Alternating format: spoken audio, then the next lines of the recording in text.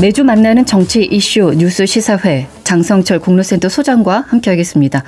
안녕하십니까? 네, 안녕하세요. 잠시 후 7시에 국민의힘 2차 경선 진출 후보 4명 발표할 예정인데 어떤 결과를 예상하십니까?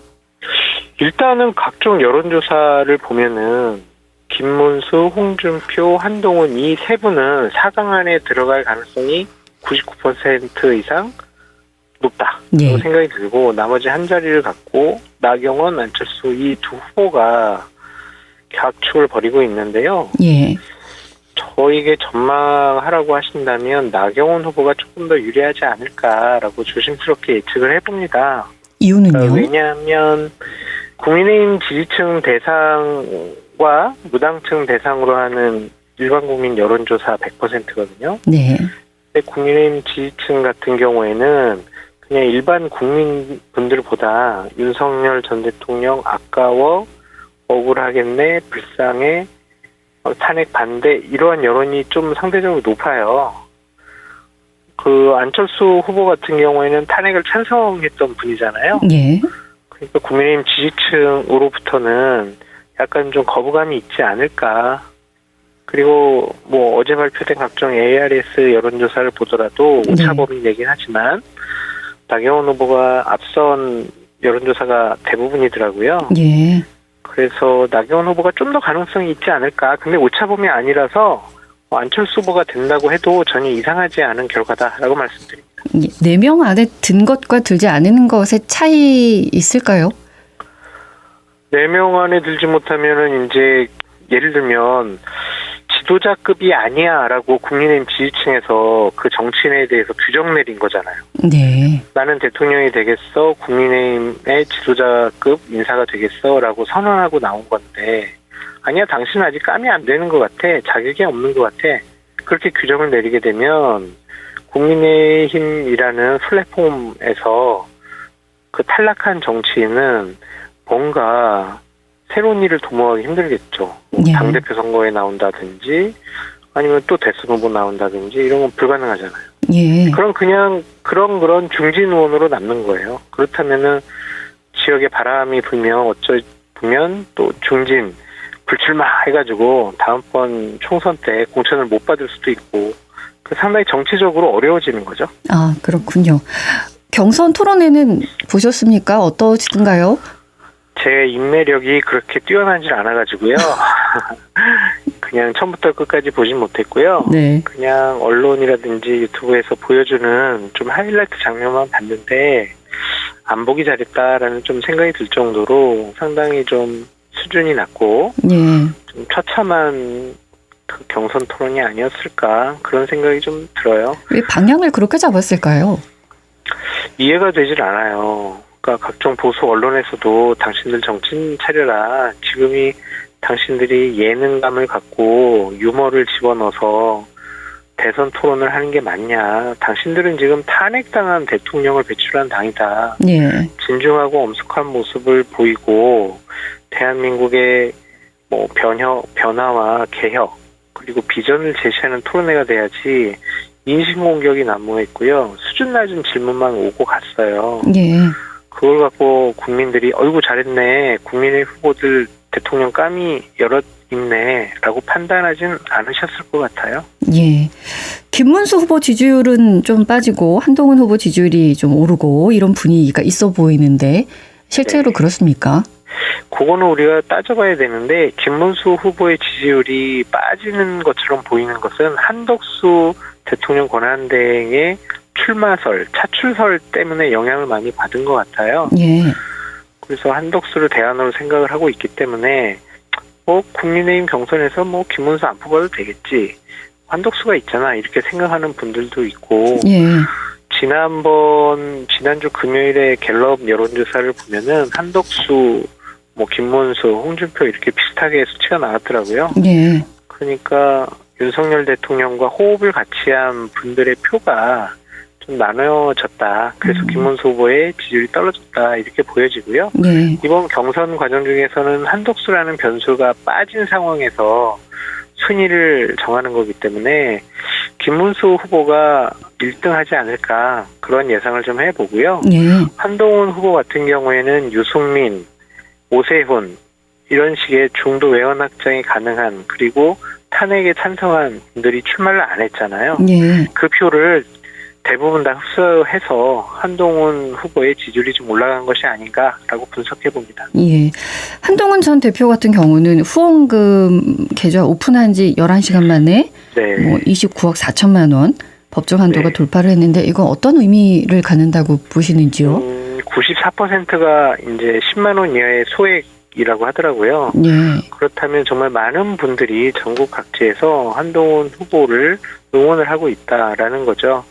그냥 고액의 몇 분의 큰 손들이 도와준 것으로 이제 후원금을 다 모금을 했다라면 예. 이거 내가 전국 각지의 다수의 국민들이 지지자들이 나를 응원하는 건 아니구나라고 판단할 수가 있잖아요. 예. 근데 상당히 기분 좋아하더라고요. 그 사연들도 제가 아르바이트해서 후원했어요. 월급 받은 거에서 떼서 했어요. 막 이런 것에 대해서 캠프에서는 상당히 감동을 받고 있더라고요. 예. 그래서 소액 다수라는 것이 전국 각지에서 한동훈 후보를 지지하는 세력이 만만치 않구나. 우리가 그렇게 분석해 볼 수 있습니다. 예. 한덕수 대통령 권한대행 국무총리의 6.3 대선 출마를 공식적으로 촉구하는 조직이 오늘 출범을 했지 않습니까? 네. 뭐 현역 의원 50명, 60명 정도를 만났다고도 하는데 한덕수 대행은 계속 노코멘트를 하고 있어서 뭐 나올 것 같습니까? 어떻습니까? 노코멘트는 정치 언어 번역기에 넣어서 분석을 해보면 맞아요. 곤란하니까 물어보지 말아요. 하여튼 다 알면서 뭘 자꾸 물어봐요. 근데 그런 거랑 똑같아요. 우리가 예. 헌법재판소에서 이렇게 답변하기 곤란한 질문들에 대해서 답변이 제한됩니다. 뭐 답변 드리지 않겠습니다. 이러잖아요. 네. 그것을 인정하는 거거든요. 그러니까 노코멘트라는 것은 아니 나 출마 결심했어요. 지금 시점만 보고 있어요. 그런 뜻으로 해석해도 틀리지 않을 것 같다는 생각이 듭니다. 예. 왜 한대행의 출마를 촉구하는 의원들이 있을까요? 어떤 점을 보고 있는 겁니까? 본인들의 지극히 개인적인 정치적인 이해관계에 출발한 것이 아닌가라는 좀 생각이 듭니다. 그러니까 홍준표, 한동훈 이런 분들이 대선 후보가 되면 이분들은 그냥 대선에서 출마해서 떨어지더라도 대선 후에 있을 전당대회에 나와서 당권을 잡으려고 할 거예요. 예. 당권에 대한 욕심이 있는 분들이니까. 그렇다면 한동훈, 홍준표가 당권을 잡으면 그동안 당의 주도권과 권력을 갖고 있었던 윤핵관들 같은 경우에는 네. 권력을 내려놓게 되잖아요. 예. 그것이 좀 두려운 것 같습니다. 그래서 윤석열 대통령과 호흡을 같이 맞춰온 김문수, 한덕수 이런 분들을 내세워서 대선 후보도 만들고 그 다음번에도 뭐 전당대회 때 당대표로 밀어서 당 허수아비, 바지사장 이런 걸 좀 내세워가지고 당권을 계속 자신들 손아귀에 두려고 하는 정치적인 의도가 있는 것 같습니다. 예. 이렇게 한덕수 대행이 출마를 한다면 국민의힘 대선 구도에는 어떤 영향을 미칠까요? 경선 과정 중에 그렇게 영향이 없을 거는 같은데 네. 이럴 것 같아요. 그러니까 홍준표, 한동훈 후보가 되면 무슨 단일화야. 내가 국민의힘 후보인데 단일화 없어. 그냥 한덕수 권한대행 출마하더라도 그냥 날 도와줘. 그냥 당신과 내가 부소속 후보가 단일화할 수 없어. 이렇게 고집부릴 가능성이 높아요. 예. 그러면은 당의 주류인 윤핵관들 같은 경우에는 아이고 불편한 사람들은 안 되겠네. 그러면 김문수 후보를 당 대표로 만들어서 대선 후보로 만들어서 네. 한덕수 권한대행이 출마하게 되면 단일화 협상을 통해서 우리가 주도권을 계속 가지고 나가야 되겠다. 이런 식의 판단과 생각을 할 것 같아요. 예. 한덕수 권한대행의 출마에 어느 정도 좀 이득을 본다? 아니면 좀 판도를 본인에게 유리하게 바꿀 수 있다라고 보여지는 게 김문수 후보인 것 같습니다. 그렇군요. 네, 네. 그래서 이번에 뭐 4명 오늘 7시에 발표하잖아요. 순위는 발표가 되지는 않겠지만 누가 1등을 하는지 그것도 좀 지켜봐야 될 대목 같습니다. 한덕수 대행이 출마를 한다고 선언을 한다면 그 날짜는 5월 3일, 4일 정도 될까요? 29일을 좀 주목해 보시면 좋을 것 같아요. 예. 그러니까 그때가 국민의힘 대선 후보 경선 2인이 이제 2인으로 이제 그때 좁혀져 있을 선출되거든요. 때. 네. 네, 좁혀지거든요. 근데 그때 만약에 단일화 협상은 없어라고 하는 홍준표, 한동훈 이 두 사람이 올라가고 김문수 후보가 떨어지게 되면 예.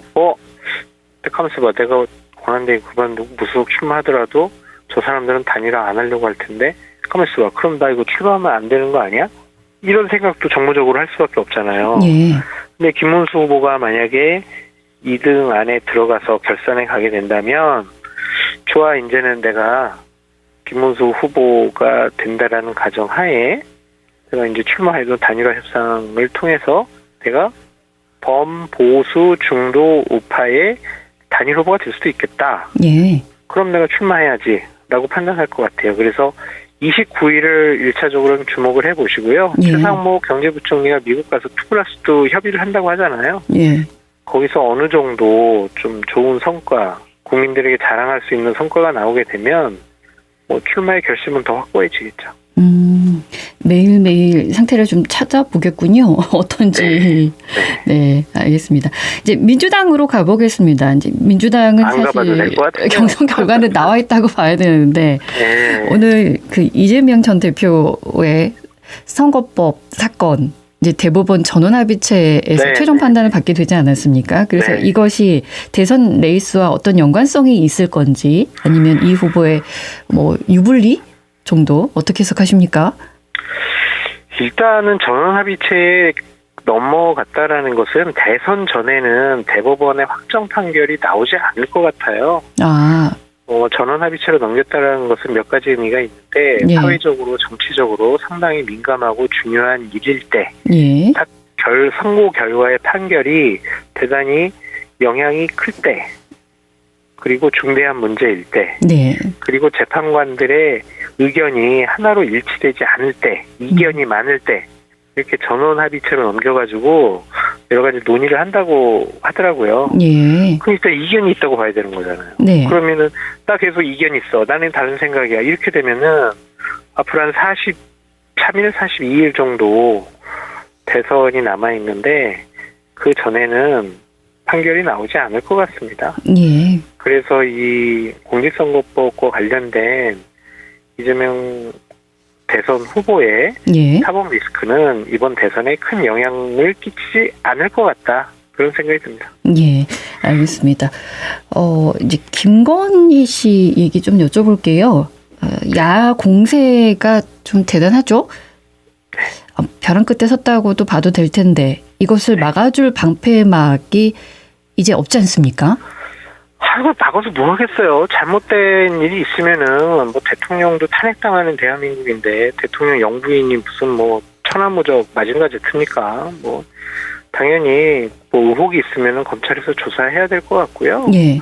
또 국회에서도 당연히 특검법 통해서 조사가 진행될 거예요. 그래서 거기서 조사했는데 별 문제 없으면 무혐의 되는 것이고 법적 처벌 안 받는 것이고 예. 문제가 있으면 처벌 받겠죠. 그래서 그거를 막 보호하니 보호하지 않느니 국민의힘이 방패가 될 것 같니 안 될 것 같니 이런 것 자체가 되게 우스꽝스러운 얘기 같아요. 예. 그리고 국민의힘 같은 경우도 김건희 씨를 보호해서 얻을 이익이 전혀 없잖아요. 예. 그냥 거리두기 할 거예요. 예, 그렇군요. 네. 민주당 경선은 이미 결과가 다 나왔다고 말씀을 하시긴 하지만 이번 주말에 호남권 경선이 있어서 중요하죠. 예, 관전 포인트라면 어떤 걸 말씀하시겠습니까? 투표율과 득표율 같아요. 예. 그러니까 민주당의 근거지가 호남이잖아요. 네. 거기서 인정을 받아야 민주당 대선 후보, 진보 진영의 대선 후보로서 대표성과 상징성, 정통성을 확보할 수 있거든요. 예. 거기서 근데 만약에 투표율이 50% 이하로 떨어진다든지 득표율이 다른 지역보다 현저하게 낮다든지 그러면 호남 민심이 싸늘하네. 호남에서 이재명 대표에 대해서 다른 생각 갖고 있네. 이렇게 되면 근본과 기본이 흔들리거든요. 예. 죄송합니다. 감기 걸리셨죠? 그래서 이제 이재명 네. 대표로서는 투표율과 득표율을 높이는 것이 최고의 관건이다. 아, 라고 예. 말씀드립니다. 뭐 결론은 많이 나오겠죠. 투표율도 그렇지만 일단 이재명 후보를 지지하는 율 자체도 네. 예. 그러니까 뭐 대선 후보 되는 거는 전혀 문제가 없는데 예. 얼마나 이제 모양을 예쁘게 만들어가지고 네. 국민 앞에 짠 후보를 내놓을까 그거에 대해서 이제 고민하는 거죠. 알겠습니다. 감기 걸리신 것 같아서 좀 염려는 됩니다, 수장님. 죄송합니다. 아유, 건강하셔야 될 텐데. 네. 어제 김준일 평론가한테 옮았어요. 같이 다니지 마세요. 네. 이제 방송을 같이 해야 돼가지고. 예. 어제 윤석열 전 대통령의 내란 우두머리 혐의 2차 공판이 열렸었는데 법정 네. 촬영은 어제는 허가가 되지 않았습니까? 네. 이거는 좀 보셨습니까? 봤는데 그냥 네. 법정 촬영 안 했으면 좋겠다는 생각도 들더라고요. 그 모습 보니까 또 화가 불끈불끈 또 솟아오르더라고요. 안 볼 수도 없고. 그렇죠. 네. 그리고 거기 가서 뭐 졸았다느니 또 해괴망측한 얘기를 했잖아요. 뭐 칼 가지고 이거 요리한 거냐, 뭐 범죄를 저지른 거냐, 뭐 칼 쓴 게 뭐가 문제냐, 막 이런 식으로 얘기를 하는데 네. 참 비상계엄이라는 해서는 안 될 짓을 한 전직 대통령이 할 말은 아닌 것 같습니다. 아직도 허황된 망상 속에서 자신 내가 뭘 잘못했지라고 착각을 하는 것 같아요. 그런 모습을 계속 보고 그 말을 듣는 게 참 괴롭습니다. 예. 그래서 참 저런 사람의 얘기를 듣는 거, 정말 많은 국민들이 괴로울 것 같다는 생각이 들고요. 예. 저는 뭐 이렇게 특전사 대대장 같은 경우에는 뭐 나를 항명죄로 처벌해라. 그래야 네. 내 부하들이 내란죄로 처벌을 안 받는다. 나는 사람에게 충성하지 않는다. 이런 얘기를 했잖아요. 예. 그 말이 참 울컥하더라고요. 저런 정말 대한민국 국민과 대한민국을 지키기 위해서 국민 정신이 투철한 사람들의 인생을 망쳐놓은 윤석열 전 대통령이 아직도 반성하지 못하고 해괴망측한 궤변을 늘어놓는 것에 대해서 분노를 금할 수가 없습니다. 예. 뭐 그 말이 계엄령은 요리에도 범죄에도 쓰이는 칼과 같은데 아무도 다치지 않고 유혈 사태도 없었기 때문에 계엄과 내란은 같지 않다. 윤 전 대통령이 이제 주장했던 내용이고 아마 이제 이거는 망상 아직도 현실 인식이 궤변이에요, 제대로 되지 궤변. 않는 뭐 반복할 필요도 없는 정도의 이야기다. 라는 맞습니다. 거죠. 예. 그렇다면은 이제 대선이 얼마 남지 않았는데 이 와중에 저희 이제 미국하고 관세 협상은 계속 이루어지고 있어서 이거를 해야 되느냐 말아야 되느냐 이런데 어느 정도 위치에 있는 게 좋다고 보십니까?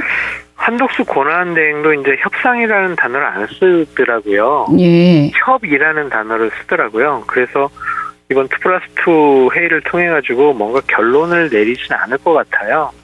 그래서 우리 측의 입장, 미국 측의 입장을 서로 탐색하는 탐색전 형식의 그런 회의가 되지 않을까라는 좀 생각이 듭니다. 예. 이 관세라든지 주한미군 주둔비라든지 또 무역 협정이라든지 이런 것들은 새로운 정권이 들었으면 그 대통령에게 맡겨야 될 몫이죠. 예. 권한대행이고 이제 출마할지도 모르고 출마 안 한다면은 한 40여일 정도 임기가 있는 국무총리가 그것을 주도한다는 것은 좀 말이 안 되는 것 같습니다. 예. 알겠습니다. 오늘 말씀 여기까지 듣겠습니다. 고맙습니다. 건강하시고요. 감사합니다. 언제 어디서나 내 손 안의 뉴스. 광주 MBC 뉴스 유튜브 구독으로 함께하세요.